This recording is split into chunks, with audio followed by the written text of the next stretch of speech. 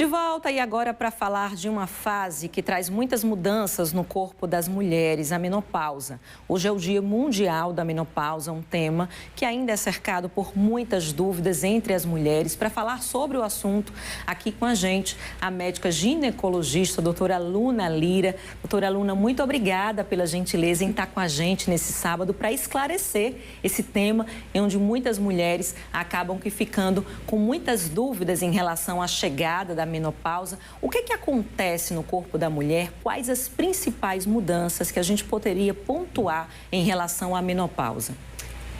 Então, Cris, primeiramente, muito obrigada pelo convite. É um prazer estar aqui falando de um tema tão importante, né?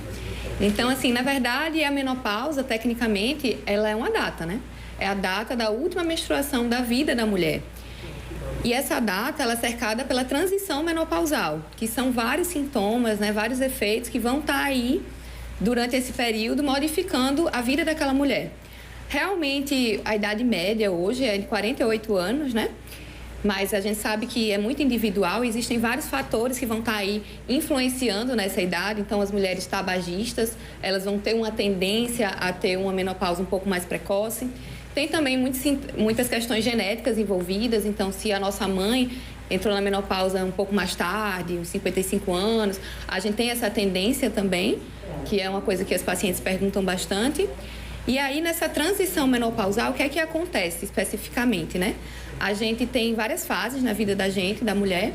Então, a gente tem a puberdade, depois a menacme, que é a vida reprodutiva realmente, né? Que a gente vai estar ali para poder engravidar, vai estar ovulando todo mês, menstruando todo mês, realmente pensando numa gestação.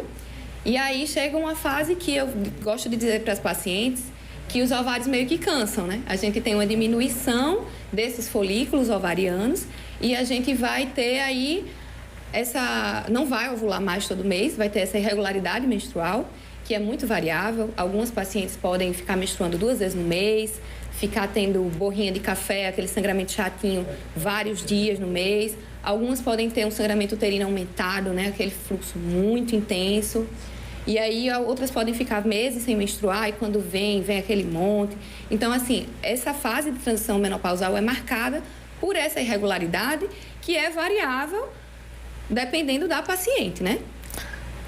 A gente recebeu, doutora Luna, perguntas de telespectadoras que estão nos acompanhando. A Rose, ela quer saber se é normal aquele cansaço na menopausa. Pergunta da Rose. Muito obrigada, viu, Rose, pela sua participação aqui no L1. Então, o que é que acontece, de fato, né? Esses ovários, realmente, eles têm uma diminuição dessa população de folículos, a gente deixa de ovular e a gente diminui a produção hormonal, né? Então, a gente vai ter uma diminuição nos níveis de estrogênio e progesterona nessa fase. E a gente tem receptor de estrogênio e progesterona em todo o nosso corpo, em todo o corpo mesmo. Então, a gente vai ter sintomas da menopausa em cada sistema diferente, né? Então, assim, a gente vai tender a ter um metabolismo mais lento, a gente vai ter uma tendência ao cansaço. O padrão também da paciente engordar também muda. A mulher, ela deixa de ter aquela tendência a engordar mais em coxa e bunda, acaba indo tudo para a barriga. Aí a gente tem aquela tendência a ter aquela barriga mais proeminente, mais difícil de perder, um acúmulo da gordura visceral. Na pele, a gente vai ter aquele aumento da flacidez, uma marcação realmente das linhas de expressão, que realmente é a perda do colágeno, aquela flacidez que é uma coisa que afeta a questão da nossa autoestima também, né? Uhum.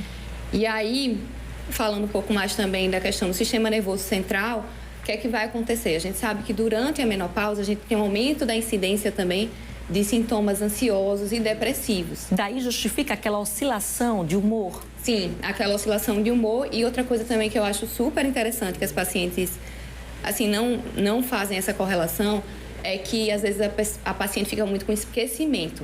A gente tem o brain fog da menopausa, que a gente realmente esquece o que ia falar, esquece o que ia fazer. Isso também tem impacto na questão psicossocial, né? Então, mexe também com essa questão da gente, poxa, o que é que está acontecendo comigo? E por isso que é tão importante a gente se informar com um profissional de saúde, saber os sintomas da menopausa para saber o que é que está acontecendo, para saber que aquilo ali é uma fase que aquela mulher está passando na vida dela e que não é que ela está se perdendo, não é uma questão individual dela que está se modificando, e sim uma fase que ela vai precisar ter um pouco mais de paciência com ela mesma e que vai realmente precisar procurar ajuda. Inclusive, uma coisa que eu falo muito para as minhas pacientes é da importância, às vezes, de um acompanhamento psicológico nessa fase. A gente também vai ter os fogachos, né? Que é um sintoma muito comum, que é muito incômodo, que é aquele calor, né? Aquele calor que vem na região do tronco, que sobe para a face, que vem com aquele suor excessivo, pode vir com aquela taquicardia, o coração acelerado, falta de ar. E, às vezes, esse fogacho, ele aparece muito de madrugada. Então, é aquela paciente que acorda toda molhada de suor, aí não tem um sono adequado, né? A gente sabe que a falta de estrogênio no sistema nervoso central também é um fator de risco para insônia, e aí vai causar, sim, esse cansaço mais ainda. Um paciente que não está realmente com o metabolismo mais lento, não está psicologicamente tão bem, está dormindo mal. E a gente sabe também que é bem variável, né? Algumas pacientes, né? Algumas pacientes vão apresentar muitas coisas e outras poucas. E alguns sintomas que acontecem que não são demonstrados, não são sentidos pela paciente, é realmente uma tendência maior à perda da massa óssea. Então, após a menopausa, a gente tem um risco aumentado para osteoporose, né? E após a menopausa, a gente tem um aumento do risco cardiovascular, né?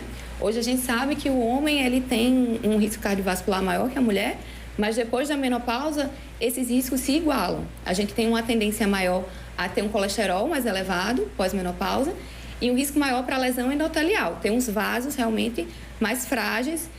E a gente sabe que a doença cardiovascular hoje é a principal causa de morte no mundo. Então, quando a gente entra com tratamento precoce, né, adequado, da maneira certa, na via adequada para aquela paciente específica, a gente diminui o risco de doença cardiovascular, diminui o risco de osteoporose, além de melhorar a qualidade de vida dessa mulher, paciente, né? Melhorando todos esses sintomas que eu estou aqui citando. A gente recebeu mais perguntas das nossas telespectadoras que estão nos acompanhando. A Silmara, ela quer saber por que estamos ficando entrando na menopausa cada vez mais cedo. Ela diz que entrou na menopausa aos 35 anos, bem cedo, né, doutora? Então, assim, na verdade, quando a gente é tão cedo assim, a gente não chama nem de menopausa. A gente chama de insuficiência ovariana precoce. E é um dos casos realmente que a gente tem, inclusive, como profissional de saúde, né? A obrigação de prescrever uma terapia hormonal para aquela paciente. Porque ela vai sentir os sintomas muito mais cedo, de maneira muito mais proeminente, né? E vai ter mais tempo aí para ter mais problemas a longo prazo, como a questão da osteoporose e do aumento do risco cardiovascular. Isso teria relação também se de repente ela menstruou muito cedo? Porque as meninas também estão menstruando cada vez mais cedo, 9, 10 anos, às vezes até, né, um pouco antes, se não entrar com uma intervenção, com um tratamento com um médico, né? Porque as meninas estão menstruando cedo, isso pode ter um reflexo lá na frente?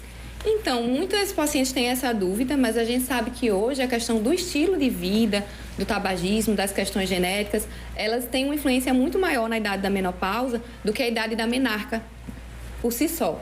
Então, as pacientes, não, doutora, porque eu comecei a menstruar muito cedo, então eu vou parar de menstruar mais cedo também. E, na verdade, os estudos têm demonstrado que não é bem assim. Na verdade, a gente sabe que a gente está tendo também um aumento de outras doenças, né?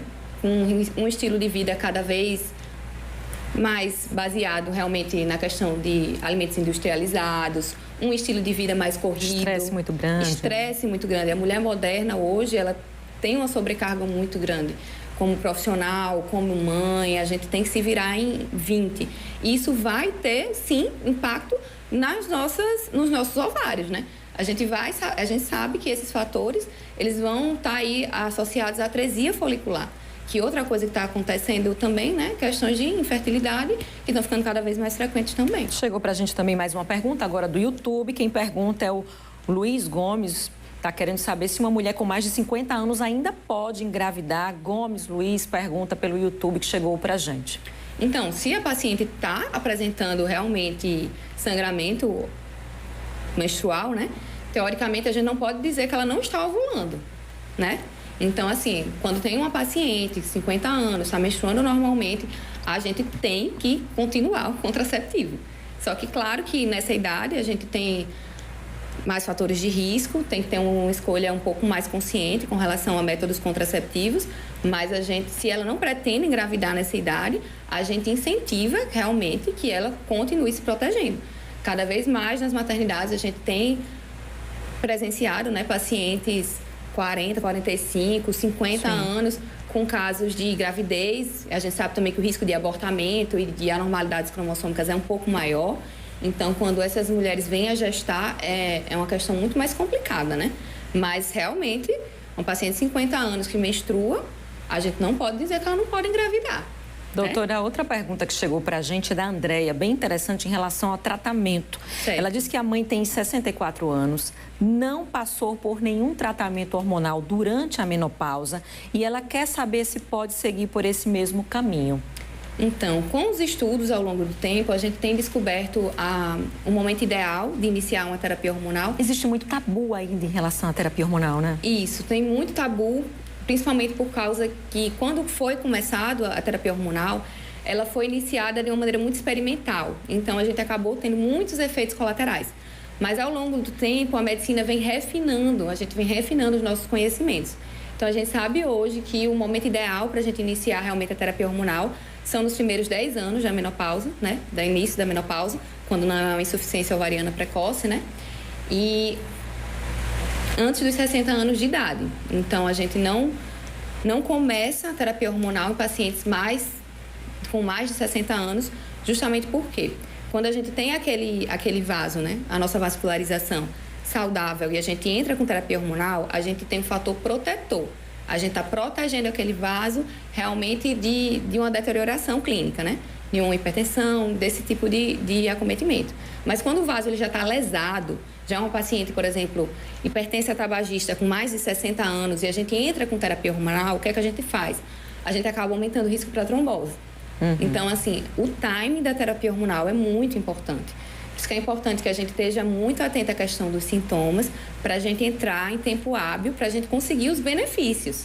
E saber que realmente a questão do perfil de efeito colateral, né, dos efeitos da terapia hormonal, depende muito da questão da via, né, que a gente vai estar usando. Então, paciente obesa, hipertensa, que fuma, a gente vai preferir uma via transdérmica em vez de uma via oral. Se a paciente é esterectomizada ou não. Então, tudo isso tem que ser analisado. Mas a gente sabe que são muito poucas realmente as contraindicações formais para o início da terapia hormonal e que realmente ela precisa ser buscada para melhorar a qualidade de vida da paciente e proteger contra esses efeitos deletérios a longo prazo, que são coisas às vezes que a paciente não fala, né? Mas sim, vão acontecer. E, doutora, são muitas perguntas que estão chegando. Deixa eu fazer mais uma. É da Luísa, 52 anos. Ela quer saber se o uso de fitoterápicos ajudam, como, por exemplo, o chá de amora. Isso é muito legal, né? Algumas pacientes, elas têm muito medo da terapia hormonal e elas vêm no consultório já falando sobre essa questão dos fitoterápicos. Mas o que a gente sabe hoje é que nada é melhor do que a terapia hormonal. Nada vai ser tão benéfico quanto realmente a reposição de estrogênio e progesterona. Porque os fitoterápicos, eles têm uma limitação muito grande. E os estudos vêm mostrando que, na verdade, muitas vezes eles são mais placebo mesmo. Então, por exemplo, para os fogachos, não tem nada melhor do que a terapia hormonal. E para quem não pode, doutora, fazer essa terapia hormonal, tem alguma outra alternativa para quem tem algum impedimento de realizar essa terapia? A gente pode pensar nos fitoterápicos, mas a gente sempre tem que pensar na mulher como um todo, né? Então, o tratamento da paciente na menopausa, o cuidado da saúde nessa fase, né? Dos 40 para cima, realmente ele é multidisciplinar. Então, a gente sempre está aí incentivando a paciente nessa fase a praticar uma atividade física diária, a ter uma dieta, a cuidar da questão da saúde mental. Todas essas medidas, né, vão estar aí contribuindo para a saúde da mulher. Então, assim, mesmo quando a gente entra com terapia hormonal, a gente entra com todo o resto também. Os fitoterápicos, eles são uma opção, mas realmente a evidência científica vem mostrando que eles não são tão efetivos, de fato, né, na resolução dos sintomas. E, assim, outra coisa que eu não citei aqui é a questão dos efeitos da menopausa no epitélio da vagina. Então, assim, a vagina, ela sente muita falta de estrogênio. Então, mesmo que a paciente tenha contraindicação, né, a terapia hormonal sistêmica, a gente sempre entra com a terapia estrogênica tópica para melhorar aquele pregueamento, aquela lubrificação, porque a paciente pós-menopausa, mesmo ela não relatando, ela vai ter um risco aumentado para infecção urinária de repetição, um risco aumentado para pegar DST, porque o tecido fica mais fino, mais friável, né? Então, na relação, ela tem uma facilidade para adquirir DST. E vai ter uma mudança na flora vaginal também, é uma paciente que vai ter uma tendência maior a ter uma vaginose bacteriana, um corrimento, uma flora que não é a flora vaginal ideal.